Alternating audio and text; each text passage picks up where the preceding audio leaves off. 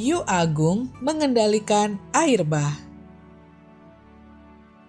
Saat itu sekitar tahun 3000 sebelum Masehi, ketika banjir besar melanda kerajaan tengah dengan hujan deras merendam seluruh bukit dan lembah, tahun demi tahun sangat banyak orang kehilangan tempat tinggal dan terpaksa mengungsi ke puncak gunung.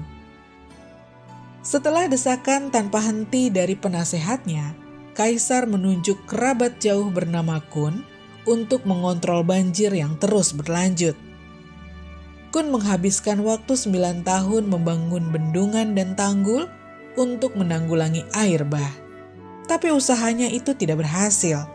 Banjir semakin lama semakin tinggi, seolah-olah tak terbendung. Pada masa itu, Kaisar tua turun tahta dan memilih penggantinya Sun. Setelah Sun menduduki tahta, ia berkeliling melihat kondisi kerajaannya dan menemukan Kun tidak mampu mengendalikan banjir. Dia memberhentikan Kun dan menempatkan putra Kun yaitu Yu sebagai penggantinya. Setelah Yu menyanggupi misi penting ini, dia mengubah sepenuhnya metode ayahnya.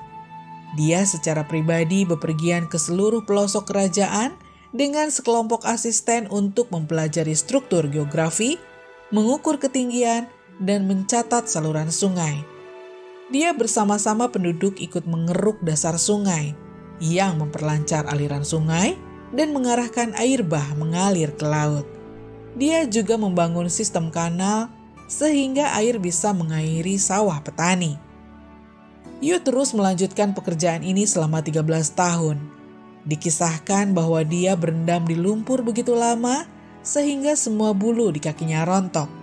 Dia bekerja di bawah terik sinar matahari begitu lama sehingga kulitnya terbakar dan berwarna coklat gelap, dan ia mengeruk dasar sungai begitu lama sampai tangannya kapalan dan bentuknya tidak dapat dikenali lagi. Namun setelah jerih payah selama 13 tahun, banjir yang menjadi masalah selama 2 generasi berhasil dikendalikan. Cerita itu juga mengisahkan ketika dia meninggalkan rumah untuk memenuhi tugasnya. Yu baru menikah selama 4 hari. Selama bertahun-tahun dia melakukan perjalanan lintas daerah di kerajaan tersebut. Tercatat ia pernah berada di dekat rumahnya selama 3 kali. Namun Yu tidak sekalipun menengok keluarganya karena takut akan menunda tugasnya, bahkan saat ia mendengar tangisan anak laki-lakinya yang baru dilahirkan. Orang-orang menunjukkan rasa hormat yang mendalam pada Yu sampai mereka memberinya julukan Sang Agung. Kaisar Sun sendiri sangat terkesan dengan hasil kerjanya hingga ia memberikan tahtanya kepadanya.